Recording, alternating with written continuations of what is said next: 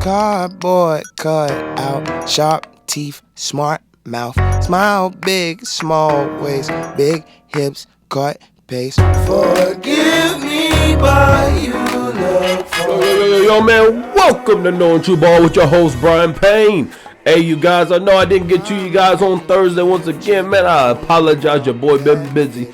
Been really busy. Been looking into some new avenues and doing different things. And I got something special coming up to you for you guys here soon. So I've been trying to work on that concept, getting that concept going, and making sure that it's feasible to get done so I can bring some more entertainment to you guys. But we're going to try to get this episode still crunched down in about a 30-35 minute span. So, hey, y'all hang with me. We're going to be flying through this week because I want to give you the review of Week 8 while we're also prepping up for Sunday football, our football Sunday startup. So, hey, let's go ahead and get to the news first. The first thing of news that we got, man, we got Anthony Richardson being benched for Joe Flacco. Hey, you guys, I saw this one coming. Actually, I lied. I take that back. I thought that it should happen. I got a brother that is a Colts fan, and he also wanted that to take place. And I thought that it should happen, but I didn't think the Colts would be thinking about actually doing it. See, I never was on board with them drafting him that high anyway. I do think that he's an NFL prospect. I did think that he was an NFL talent. But the fact that is that he was very raw. The man played only 13 games of college football as a starter. That's it. He has not played a lot of football. Then turned around and he's only played 10 games so far in his NFL career.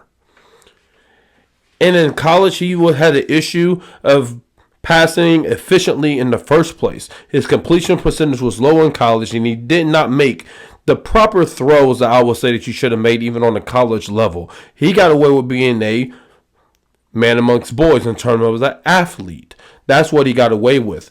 But on the NFL level, guess what? Everyone's athletes. Now, I mean, he still could run. He still could make plays. I'm not saying that he cannot make plays on the field. And he has a huge arm. He could let that thing rip and let it fly. His issue is that he cannot consistently get you first downs, as I've been preaching on this podcast since the season has begun. But one thing that we have to remember is that this man is the youngest starting quarterback in the NFL outside of Drake May. So that's including all these rookies that just came in. The Caleb Williams, the Jaden Daniels, like he's younger than all of them. The Bo Nix, younger than all of those guys. He's a very young player. And when you're the Colts and you took this guy, you should have took this guy knowing that was going to happen. You had to let your fan base know that was going to happen. But most importantly, you should have made your head coach feel like he was secured in his spot. You should have made him feel like, hey, bro, for the next 4 years, you're here no matter what happens. Because I guarantee that if Shane Steichen felt that way, this move would not be necessarily taking place the way that it is. Not this way. As far as him talking about I was tired and stuff, I really don't think that had anything to really do with him getting benched. That was immature quotes that he gave. Along with before the season, if you guys watch the 520 podcast, big fan of those guys, Jeff Teague and those boys. He said on there that the NFL was easy. Obviously, it ain't that easy. So, I mean, for him, he's just a very young player, very young guy. He's not ready to be a NFL quarterback. That's what it is. And honestly, his numbers and the way he plays, it reminds me a lot of like a Tim Tebow-like. And this is what I mean by that. His throwing motion is different than Tim Tebow's 110%. He has a stronger arm than Tim Tebow. But the issue is that he cannot read progressions and he just depends on only his athleticism to make plays. That's it. You can't go 10 for 32 thinking that you're going to stay in the league. Now, don't get me wrong, bro. He had wide receivers drop balls and things of that nature. I understand. I truly do understand. But the thing is, you are an NFL quarterback. If the wide receivers are getting the ball on time, they're not going to drop it. If the wide receivers are getting the ball in the places that they think that they're going to get the ball, they're not going to drop it. And like if you learn how to take some of the ball pressure off the ball, give them a light ball sometimes. Not every ball has to be a dang on bullet. That will also help the receivers catch the ball. You are the quarterback. You got to make that call. And right now he's not ready to make those calls. So I do think that it is the right decision to bench him. The issue is that you don't get a whole lot better by not playing. And the fact that he's only played 23 games since high school, that's a problem. That's a major problem. Man, the Colts have the big issue on their hands. Thank God I ain't got to make that decision. But, hey, Indianapolis Colts, y'all going to have to make a move and figure out what you're going to do with Anthony Richardson. Moving on now to our next topic, man. We had some more trades get done throughout this week. We had the Kansas City Chiefs make another trade, bring in a pass rusher in Josh Uche. Now, Josh Uche, he came out of Michigan a few years ago. I want to say that he came out at the same time as the boy that tore his Achilles that playing for the Baltimore Ravens. I cannot remember his name. But anyways, he's been in the league for about 4 or 5 years. He had, I want to say, 11 sacks last season. He's a speed rusher, which the Kansas City Chiefs need desperately. And now when you got him and Charles Omenihu, who will come back at some point in this season, the defensive line is now going to be very deep. And that's what you need for a postseason run. So the Chiefs are just making moves to try to give them the best chance that they possibly can to go ahead and be the first team to three-peat. And now also with these kind of moves, what comes, bringing in the D-Hops, bringing in the Josh Uches, bringing in the Charles Omenihu still because he didn't get to participate in the Super Bowl game last year. These guys are hungry. These players are hungry. The Kareem Hunts, they're hungry. So like that allows Patrick Mahomes, Travis Kelce, and all these guys to feel that urge to still win. Bro, do you know how many of these guys grew up loving DeAndre Hopkins? Now you want to win for D-Hop. We're going to get him one. He's going to get one here. That's what now is going to be taking place. It gives you a new fountain of energy to come through your team. So, man, it's a great trade for the Kansas City Chiefs. Great depth. Moving on now to the next trade, we got the Baltimore Ravens getting Deontay Johnson. Deontay Johnson is a very talented wide receiver, but I don't really feel like this trade helps the Ravens out much at all. I mean, he could take the spot of Rashid Bateman, but the thing is, you don't take too many deep shots for the Baltimore Ravens. A lot of their things are quick passes, and the deep middle of the field is split between Mark Andrews and Isaiah Likely right now. So I'm just looking at it like you got another Zay Flowers. Those of us that play fantasy football, unless you're in the PPR league, which I know most leagues are, but even in those leagues, a lot of us aren't even really trying to play Zay Flowers. If you could get somebody else, you want to play him instead. So I really don't know how much this truly helps their roster because they're supposed to be a running team. I borderline think that it kind of hurts because it's going to mess up their style of play. This team needs to be focused on running the football, and that's it. But when you bring in guys like Deontay Johnson, guys on contract years, and if I was Deontay Johnson, I'd be ticked. I would much rather got traded to the Tampa Bay Buccaneers or a Minnesota Vikings or a team of that nature where the ball's going to be thrown around, the Buffalo Bills, any of those teams. Let the ball fly because I'm trying to get paid. Y'all bring me here to be a run blocker. I'm 5'10", 160 pounds. I can't block nobody. Well, I look like being out here blocking for Derrick Henry. I mean, so I don't really love the move. I don't really think it was a necessary move, but it does add depth. It does add depth to their team. It gives you another semi-short-handed wide receiver because he is known for dropping balls too. But he can separate and get space, get open. So I give you that. So for the Baltimore Ravens also, when you're giving up nothing to get something back, I can't really complain at you. Good addition. I just don't really think that's going to be very effective to your for your season. I would much rather you guys go get a defensive lineman, like a pass rusher. That's what I'd much rather see the Baltimore Ravens do. Moving on now to the next team, man, we got the Minnesota Vikings. They traded and got Cam Robinson, the left tackle from the Jacksonville Jaguars. They brought him in because Christian Darrisaw got hurt, so they needed to replace him on their offensive line. It was a great time to bring him in. So now with him being on the roster, hopefully he could solidify that left tackle spot to get you through the season.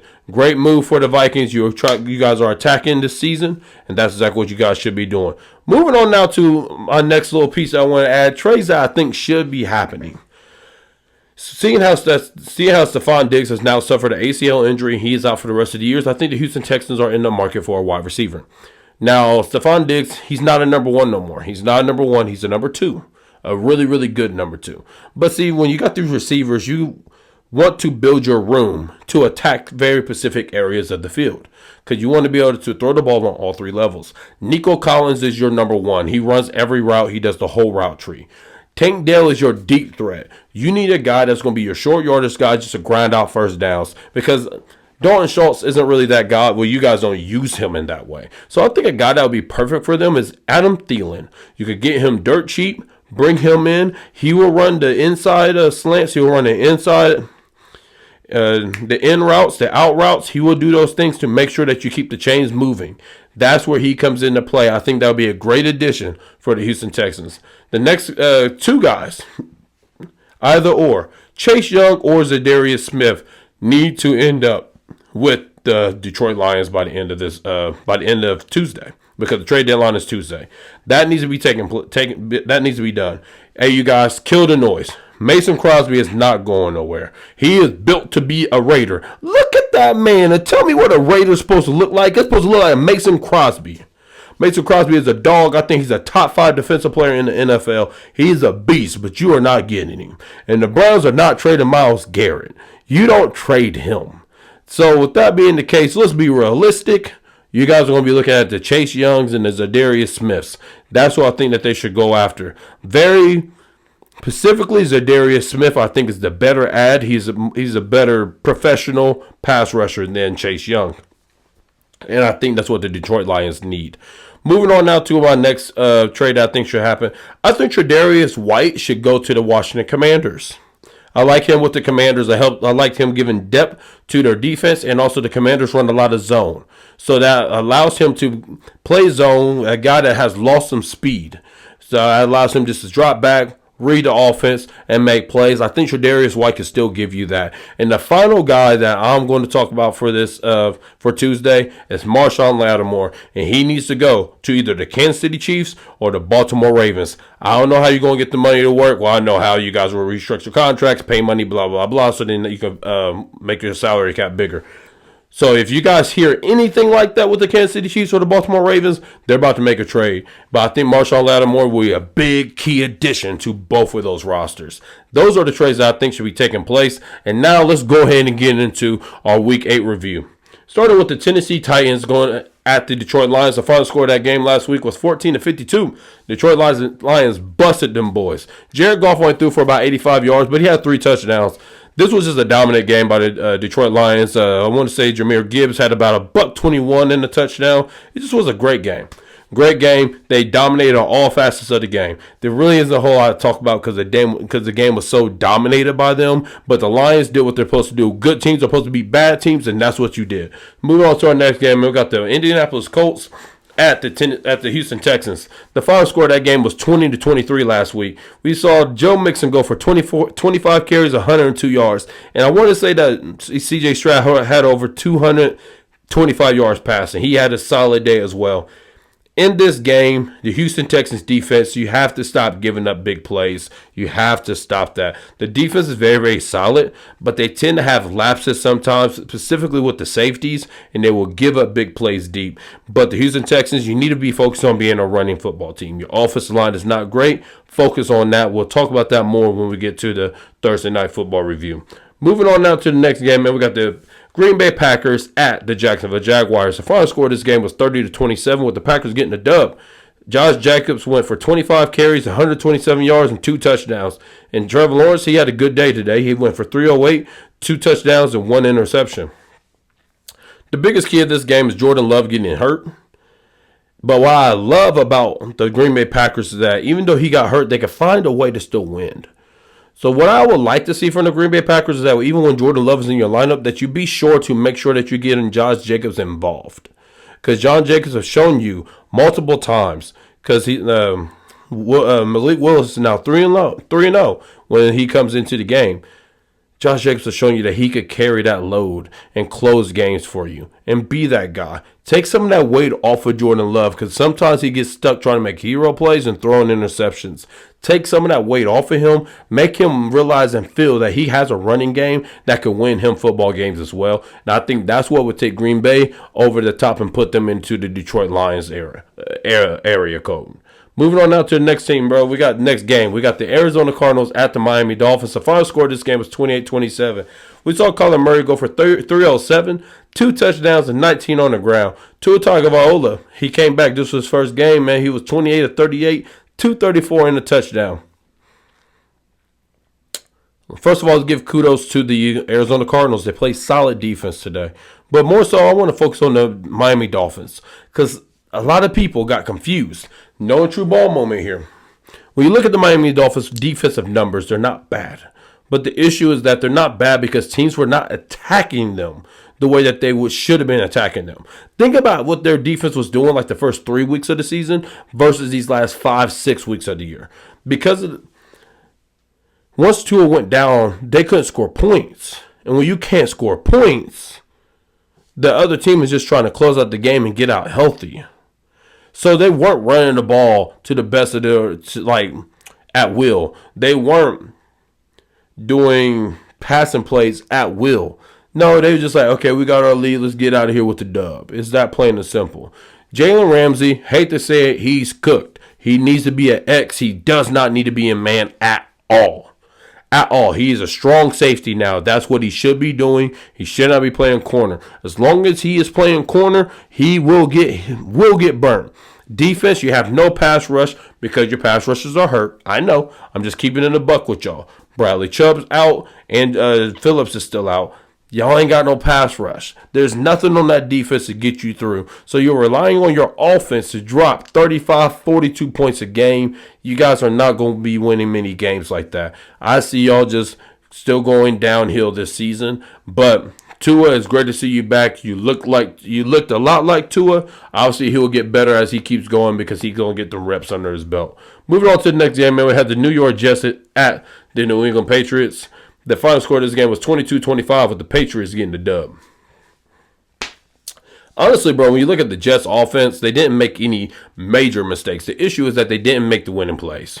They didn't get the first downs when they needed the first downs. They didn't convert when they needed to convert. They didn't score touchdowns. Instead, they got field goals. They just found ways to lose. Penalties at the wrong time. All those type of things. That's what kept New England in the game. And that's what got them the dub. When you compare the numbers and the stats, you easily would say the Jets won this football game. But when you don't do the little things right, you're never going to win. Moving on now to the next game, man. We got the New Orleans Saints at the Los Angeles Chargers. The Chargers won this game 26-8. Man, we saw Justin Herbert have another good day. He went 20 of 32, 279, 2 touchdowns with McConkey, the rookie. Go ahead and get in six catches, 111 yards, and 2 touchdowns. He had a 60-yard touchdown in that stat line as well. The Chargers are becoming a quality football team, and their passing game is getting decent. I think actually that the Chargers should go ahead and trade and get Mike Williams as well. I think that will help them out tremendously. Bring him back as a guy that's used to Justin Herbert already. I think that'd be a big addition for them. So the Los Angeles Chargers need to watch out for them. That's a sneaky team that can make the playoffs. Moving on now to the next game, man. We had the Buffalo Bills at the Seattle Seahawks. The final score of this game was 31-10 with the Buffalo Bills winning this game. Honestly, the Buffalo Bills just dominated the football game. Josh Allen, 24-34, 283, 2 touchdowns, 1 interception. James Cook, 17 carries, 111 yards, and 2 touchdowns. The thing I was most impressed with in this game was the Bills' defense. The Bills' defense got after Geno Smith. They got sacks. They got pressures. And then on top of that, they made plays in the secondary. They shut down the wide receivers. Granted, DK Metcalf did not play. That's going to play a big factor for the Seattle Seahawks. He's the guy that stretches defenses. But they shut down the run. That's the thing I was most impressed with. Seattle, you got to find a way to get y'all's running game going. That's the only way that you guys win games. Your best player in your offense is Kenny Walker. You got to find a way to get him going. Moving on now to the next game, man. We got the Carolina Panthers at the Denver Broncos. The final score of this game was 28-14 with the Denver Broncos getting the dub. Bryce Young had a decent day, especially for his standards. 224, 2 touchdowns, and 2 interceptions. I think sitting on the side, seeing the willingness from Andy Dalton to make plays down the field and to try to force the ball into windows instead of waiting for guys to be open helped Bryce Young. But we have to continue watching how he gains confidence throughout the season because that's the biggest issue that's wrong with him right now. On the other side, man, we saw rookie Bo Nix have a really good day. He was 28-37, 284, and 3 touchdowns. I cannot exactly remember how many rushing yards he had right now, but he had a really, really good day. I was very impressed with him. He throwing balls on time. But see, this was a tune-up game. This was a confidence-building game. Sean Payton knew that they was going to win this game. He knew that. There were times that they should have kicked field goals. They didn't kick field goals because he wasn't concerned about the points. He was concerned about getting his quarterback's confidence up because now he's about to play against Lamar Jackson this week. Now he's about to be seeing Patrick Mahomes here soon. He's about to be seeing these other guys, and he has to feel good. Sean Payton is a quarterback coach. He knows what he's doing. Moving on now to the next game, man. We got the Kansas City Chiefs at the Las Vegas Raiders. The final score of this game was 27-20. The game wasn't even that close. Man, we saw Patrick Mahomes go for 262, 2 touchdowns, and 1 interception. Kelsey went for 10 catches, 90 yards, and a touchdown. And just to let you guys know, D-Hop had 2 catches for 29 yards, both for third down conversions. And also that touchdown pass could have either went to D-Hop or Kelsey. Mahomes ain't used to having D-Hop out there. In this game, man, what I saw was Patrick Mahomes catch a rhythm. He finally caught a rhythm. The interception was a tip. He got to get the ball out. He got to get the ball out higher. So then that's not going to happen. But I thought it was a really good day from Patrick Mahomes, especially against a defense that knows you very, very well, a defensive-led team, a Mason Crosby-led team. I thought Juwan Taylor did really good this week. He did really, really good this week. When they had the most success was when they put Mason Crosby on the left side, but Mason Crosby don't really like being over there. He wants to be on the opposite side. He wants to go against the right tackles. So with that being the case, man, Juwan Taylor had a really good day. But the biggest things for the Chiefs is that you saw what happens when DeAndre Hopkins is on that field. Granted, he only played 23 plays, but when he's on that field, he causes space that allows Travis Kelce to get him more space to make some plays. Moving on now to our next game, we had the Dallas Cowboys at the San Francisco 49ers. Final score of this game was 24-30. We saw Brock Purdy go for 260, 1 touchdown, 56 yards rushing, and 1 touchdown. And George Kittle had a monster day on National Tight End Day. 6 catches, 128, and a touchdown. I'm not talking about the Cowboys numbers because those are all garbage time numbers. The only thing I'm going to focus on in this game is this. San Francisco used this as a tune-up game to gain confidence after that bad loss to the Kansas City Chiefs. They have issues at wide receiver still. Talking about the San Francisco 49ers. But granted, I think when Greg Jennings come back, that solves a lot of that. George Kittle should be the primary focus of that offense until Christian McCaffrey gets back. And defensively, keep doing what you're doing. Because I really don't think that they could get a whole lot better. I'm not overrating these guys. They got a few stars, and that's all they have, obviously. Now, on the Cowboys side of it, you can't run the football, so you can't play games. It's that plain and simple. If you can't stop the run and you can't run the ball, you ain't winning no football games. Cowboys, you guys are not making the playoffs this year. Moving on now to this final quick game that I want to talk about. Man, we had the New York Giants at this Pittsburgh Steelers. The final score of this game was 18-26. We had Russell Wilson go for 20 of 28, 278, and 1 touchdown, which allowed Najee Harris to go for 19 carries for 114 yards. Russell Wilson's playing really, really good football right now. I don't really have too much bad to say about him. I just want to see those balls to stop being underthrows and get the ball out in front. But maybe the more reps he get, the better he'll get at that. Now let's get to some of the bigger games that I thought that took place. We had the Baltimore Ravens at the Cleveland Browns. The final score of this game was 24-29. The Ravens lost this game. They lost this game because, first of all, in the first quarter, they had terrible red zone play calling. It was awful. And in the first half in all, Lamar Jackson was trying to play hero ball. That's what he's trying to do. He overthrew a guy for a touchdown. He just struggled getting the ball down the field in this game. He really, really did. A lot of people aren't going to try to throw a lot of blame on him because you see him make the highlight plays. But as far as efficiency and trying to play hero ball, that's what he went into. And that's what I think actually cost them this game. Now, in the first quarter, Jameis Winston, he was taking the throws that were presenting themselves, just like as they should have done. And he did a great job at that. And then when you got into the fourth quarter, he had the confidence to go ahead and make the throws to get the team back into the game. And some of the throws I'm talking about is like what happened in the third quarter. The back shoulder throw to David Njoku to go and respond immediately to the Baltimore Ravens, that was fantastic. That was fantastic. That was a great ball by him. He was making some really, really good reads. Now, granted, the defense of the Browns were playing spectacular in the second half. They played really, really good ball in the second half. The Ravens' offensive line was struggling. And the way that they got them to struggle is by overloading one side of the offensive line. But they took turns oversighting both sides because neither side is dominant. So that's how they decided to slow this down. And because the Baltimore Ravens just refused to run the ball in this game, even though that Derrick Henry is averaging 67 yards a clip, they just refused to run the ball. That's why they lost this game. And in that fourth quarter, the Ravens still had the chance to win the game. We had the Rashad Bateman drop, which is probably why Deontay Johnson got traded there. And on top of that, the defense dropped 2 interceptions. The biggest one being the drop interception by Colin Hamilton. You got to catch that, bro. You are all pro. You got to have those. But he dropped it, and the Browns took advantage of it with great aggressiveness on their final drive to close out and win that football game. Great win by the Cleveland Browns. Great dub. This is what happens also with your defense when they have confidence. The confidence to go out there and make plays. Moving on now to the next game, bro. We got the Philadelphia Eagles at the Cincinnati Bengals. The final score of this game was 37-17 with the Eagles winning. Now, the Bengals that came out, I thought, very, very well. Now, you got to remember, T. Higgins did not play in this football game. And the Bengals, on that opening drive, they were very, very balanced. I want to say that they only got...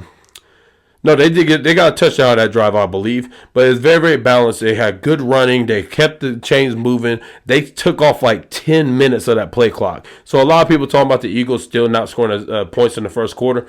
Take that off. Take that off this week. When the other team possesses the ball for 10 to 11 minutes in the first quarter, you shouldn't be getting the ball back.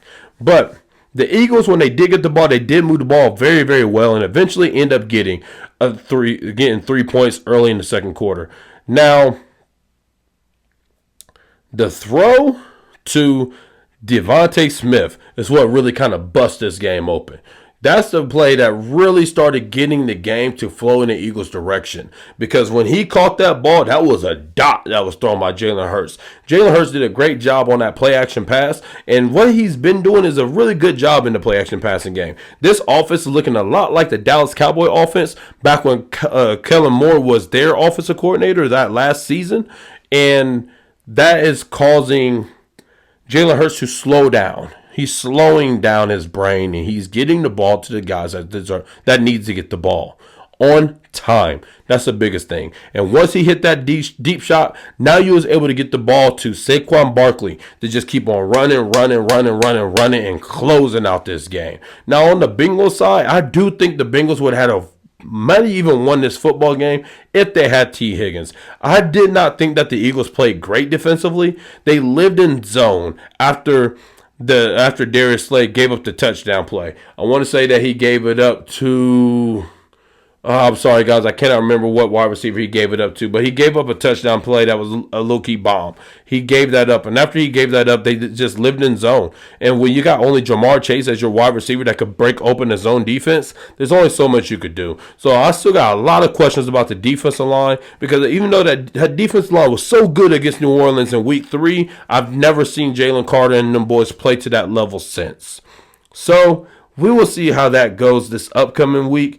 But last week, pump the brakes. That defense still has a lot to prove. I do like how they slotted their corners now. Cooper DeJean being in the slot, Mitchell being on one side, Slay being on the other side. I think that's the best way that the corner should be set up. And also, real quick to finish the thought about the Bengals, I don't think that they should be a playoff team. They might get in just because the AFC is weak, but that defense is just not good. They're just not good. All you got is Trey Hendricks, and that's really it. Everybody else is mid. And you're not going to get there without great players. It's just that plain and simple. Moving on now to our next game, man. We got the Atlanta Falcons at the Tampa Bay Buccaneers. We saw Atlanta win this game 31-26. 31-26. First of all, man, it was a great first half by both teams. Jesse Bates, he forced a fumble on the first possession of the game, I believe. And then I turned around and allowed the Falcons to play with aggressiveness and go for it on 4th and 3 to get Kyle Pitts a perfect touchdown pass. Kyle Pitts ran a great physical route, and that's where he got his touchdown. But now the Buccaneers quickly responded. They quickly responded by doing a tremendous job using their running backs. They kept finding ways to get the running backs the ball, Rachaad White and Bucky Irving. Now, I think Bucky Irving is the better back out of these two. He has great short area quickness, and it's off the charts. But Baker Mayfield did a great job exposing the Atlanta Falcons zone defense. Now, when the Atlanta Falcons got the ball back, they end up hitting Kyle Pitts again for a touchdown off of a play action, I believe. And I personally think that was a fumble. That's just my personal opinion, but it was too close to call. But the biggest thing that I want to dive into in the Atlanta Falcons is this. Bijan Robinson and Darnell Mooney are proven to be the best playmakers on the team, and Kirk Cousins trusts Darnell Mooney a lot. He trusts him a lot.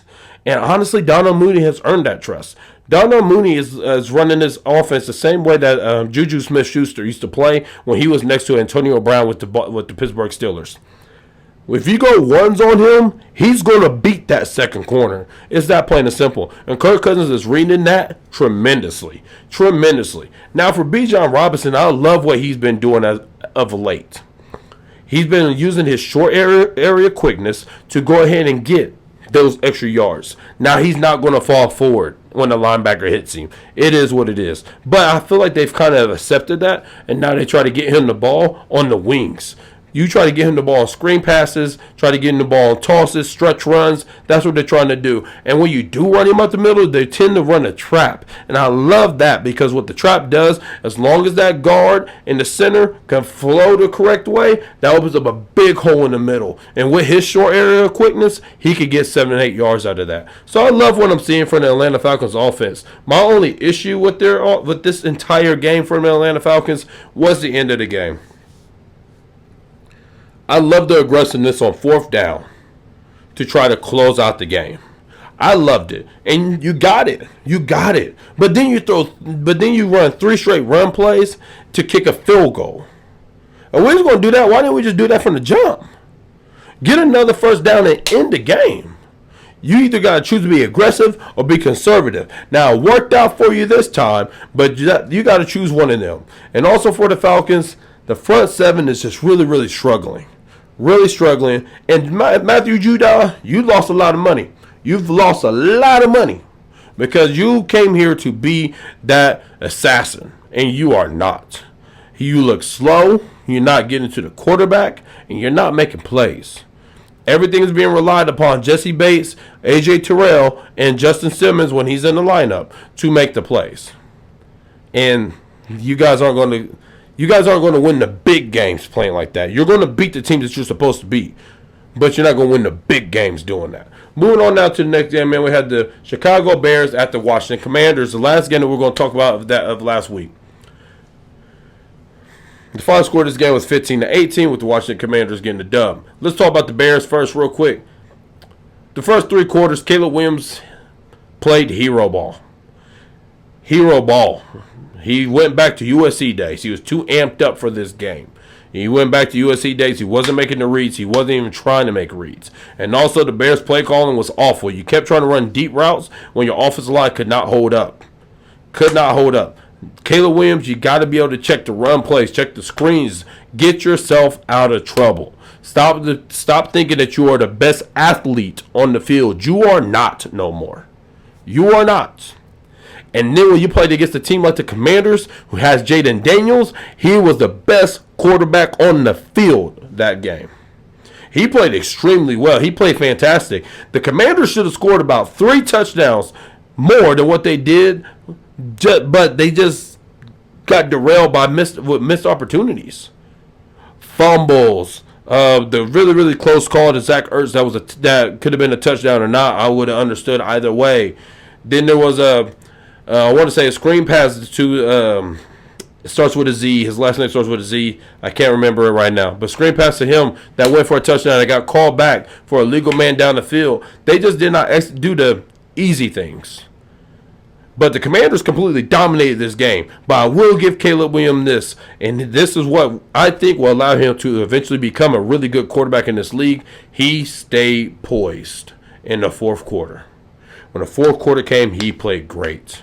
He played great in the fourth quarter. And that pass to DJ Moore is one of the filthiest passes I've seen this season. He hung in there, waited for Bobby Wagner to get there, and still let that thing fly. That's a tough throw. That's an NFL professional high-level quarterback right there. He has that ability. And the Bears, I mean, you got it wrong because I think Jayden Daniels was better, and it's been proven so far that he's better. But you didn't get a bad quarterback. The gap is not what I thought the gap was with C.J. Stroud and Bryce Young. These two are both really good quarterbacks. And I love that play by him. That was a terrible play trying to give the ball to the center. That was awful. I don't know what y'all was thinking there. But credit to Caleb Williams, though. He came back. He took the lead. Now let's get to the Hail Mary. The boy Stevenson, I really don't care about the whole celebrating while the play was ran. I really don't care. My beef is, you do that, do your damn job. And he didn't do his job. When you run a Hail Mary, bro, you want a guy in the front and a guy in the back. That's what the offense is looking for. And then the rest of the guys are going to be in the scrum. Now, Noah Brown came from this side with Stevenson. Stevenson was supposed to be following him the whole time. Go back and watch the replay. Look at the guy in the front, Terry McLaurin. They had two guys on him. He was not getting that ball. But this guy back here, Noah Brown, Stevenson separated from him. And Stevenson is the one that tipped the ball in the air and allowed Brown to catch the ball. That's my beef. You did that and you lost yourself. And honestly, I borderline think that he should be benched this week. If I was the Bears, I would highly consider that, because that's conduct detrimental to the team. They might have just ruined their playoff chances just off of that. So kudos to the Commanders. Kudos for executing when it was time to execute. And the Browns, y'all got to be better in that aspect. Moving on to our next game, man. We got the Thursday night football game from this week. We got the Houston Texans. They went to the New York Jets and lost that game 13-21. We saw Joe Mixon go 24 carries, 106 yards, and a touchdown. But the thing is, he had 91 of them yards in the first half. So the Jets did a fantastic job of stopping them in the second half. The only thing I want to say is this. In the first half, Rodgers was awful, and that Jets offense was terrible. In the second half, what changed for you guys, just to let you guys know, is that Aaron Rodgers was trusting his playmakers. See, Aaron Rodgers is a scrambling quarterback. People don't realize that, but he likes to scramble. He likes to move up, go to the right, let it fly. Move up, go to the left, reset his feet, let it fly. That's how he likes to play. And he does not have that level of mobility anymore. So he had to adjust himself. And when he adjusted himself in that second half and started getting both Garrett Wilson and Devontae Adams involved, that's when the offense took off. That's when the offense started looking functional. And I'm not going to say prolific, because it wasn't prolific still. But it was functional. Now you could make plays. That's what took place. And Garrett Wilson, great catch. Not the greatest catch ever. Still OBJ with that one.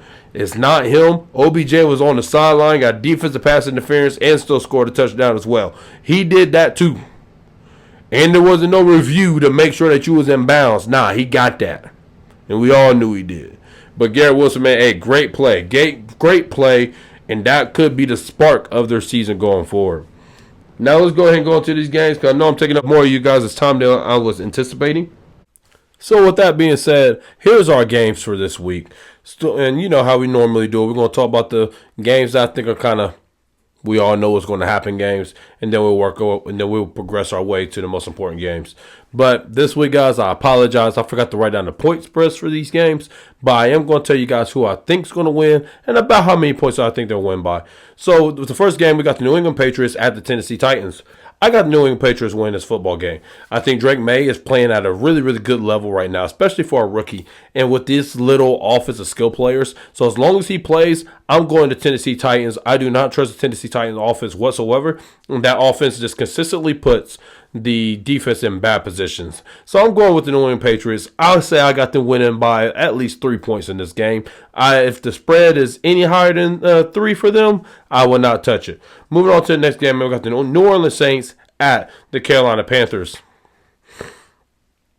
I'm going to go to Saints. I'm going to Saints, but I hate how they've been playing lately. But I think the Saints are going to win this football game. I think that they will win this game convincingly. Derek Carr is back this week, so I could see them winning this game by at least 8 points. That's what I will say. Moving on to the next game, bro. We got the Las Vegas Raiders at the Cincinnati Bengals. I think this game is going to be a lot closer than what a lot of people think. The Bengals defense is not good. They do not stop the run at all very well. So with that being the case, man, I think that the Raiders can run the football on them effectively, and that's why I think the Raiders will have a real chance of winning this football game. But I think Gardner Minshew will make a couple too many mistakes. But I do believe that Max Crosby will be a wrecking ball to that Bengals offense. Whatever the spread is, I would not take the Bengals on that spread, but I do got the Bengals winning the football game. Moving on now to the next game, man, we got the Los Angeles Chargers at the Cleveland Browns. Upset alert. I think the Chargers could lose this game. I love the way that the Browns have been playing. But the thing is, Jameis Winston, you cannot put that ball in harm's way because this defense will capitalize on those mistakes. But with this game, I got Justin Herbert having a good game, and I got J.K. Dobbins having a decent game. So, therefore, I got the Chargers to win this football game by at least 3 points. Moving on to the next game, man, we got the Washington Commanders at the New York Giants.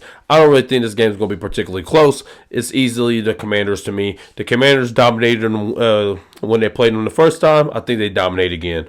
Moving on to the next game, man, we got the Jacksonville Jaguars at the Philadelphia Eagles. As well as the Philadelphia Eagles have been playing, I think that they're going to go ahead and dominate this game as well. I can see a heavy dose of the run against the Jaguars, and I think that their defensive line should really catch fire this week, talking about the Eagles. This game, I'm expecting them to get at least 3 sacks in this game against Trevor Lawrence. But I got the Philadelphia Eagles winning this game by at least 5 points. I'll say 5 to 6 points at least.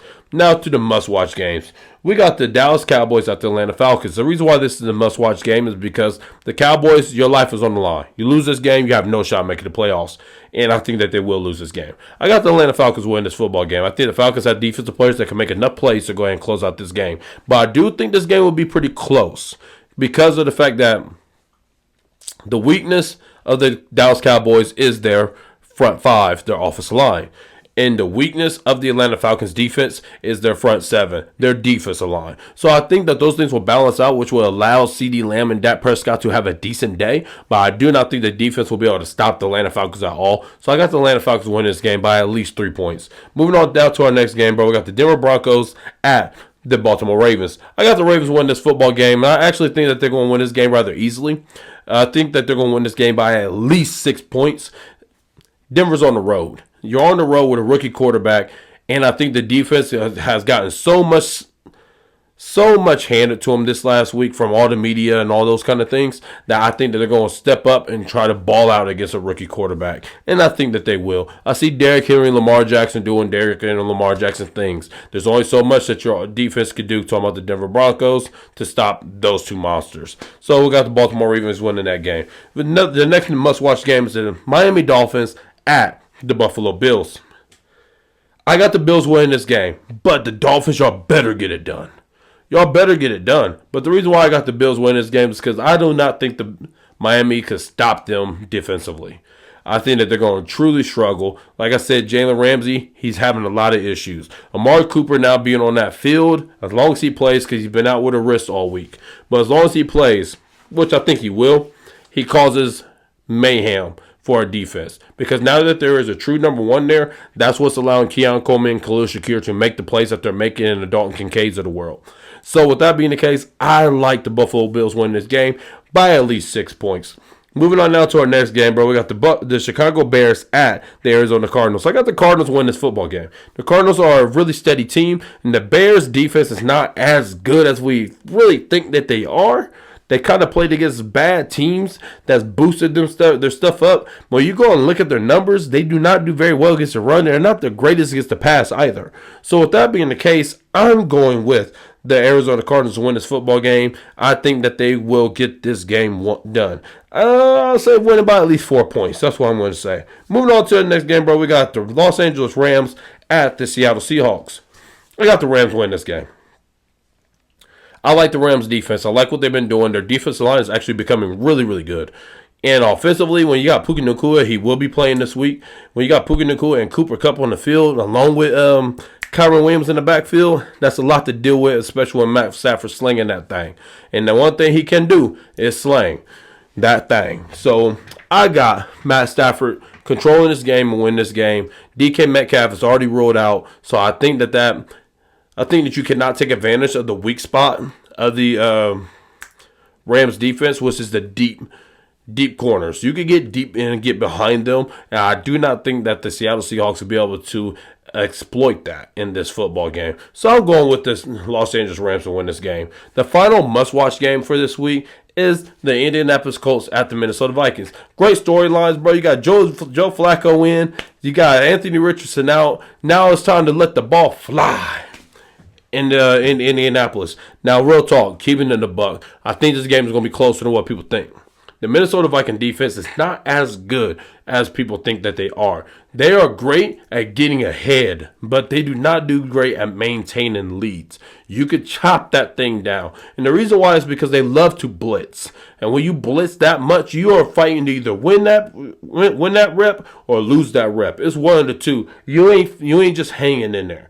And the Colts have the weapons. Talking about the Alec Pierces of the world, the Josh Downs, which I think is their best wide receiver on their team, and the Michael Pittmans, the Jonathan Taylors. They got the guys to take advantage of that. And when you got a veteran quarterback like Joe Flacco in there, he can exploit that. He's going to read that defense is happening, and he will make the plays and get the ball to the receivers that need to get the ball on that rep.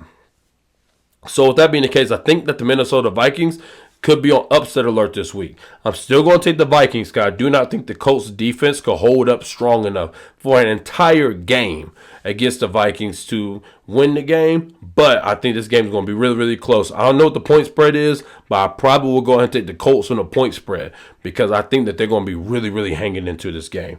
And our final game, man, is our game of the week. Now, we only got one game of the week this week, man, and that game is the Detroit Lions at the Green Bay Packers. Jordan Love is going to play this week, and with him playing, this game is about to be a shootout. We got a shootout. So with that being the case, man, I think this final score is going to be a high-scoring game. Now, what we're going to see is this. How much does the Detroit Lions miss Aiden Hutchinson? This is the week to find out. This is where we're going to find out what these corners are really about.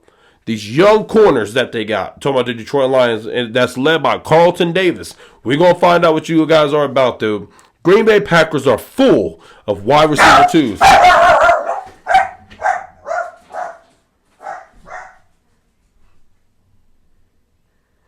The Green Bay Packers are full of wide receiver twos. And when you have all those wide receiver twos, you cannot just put anyone on them.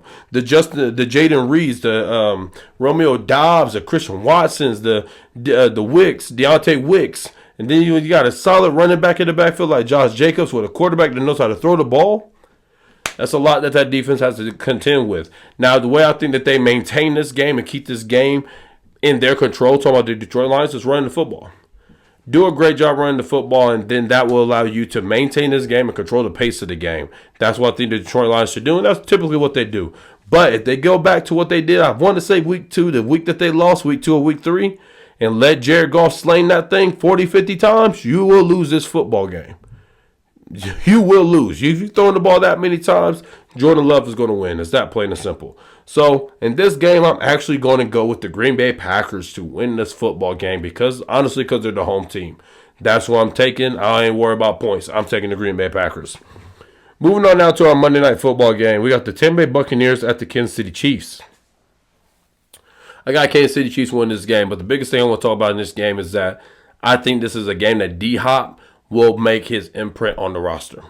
He's been there now for a week and a half. They have probably a real set of plays set up for him. The Tampa Bay defense is not that great. This is the game to get his confidence going and get Patrick Mahomes used to throwing the ball to him so then they could trust him down the line. So I got the Kansas City Chiefs winning this game. I don't know what the point spread is. I would say that they're going to win by at least 6. I don't see the Tampa Bay offense doing a great deal. What saved them the last couple of weeks, even with their injuries, is that they've been running the ball effectively. I do not think that they're going to run the ball very well at all against the best defense in the NFL, in my personal opinion, in the Kansas City Chiefs.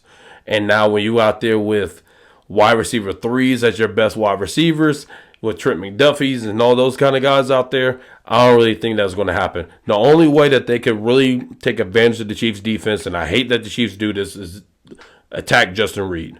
Attack Justin Reed down the field. Whoever he's on, if it's a running back doing a wheel route, if it's Kate Otten, whoever he's on, go deep and you will burn him.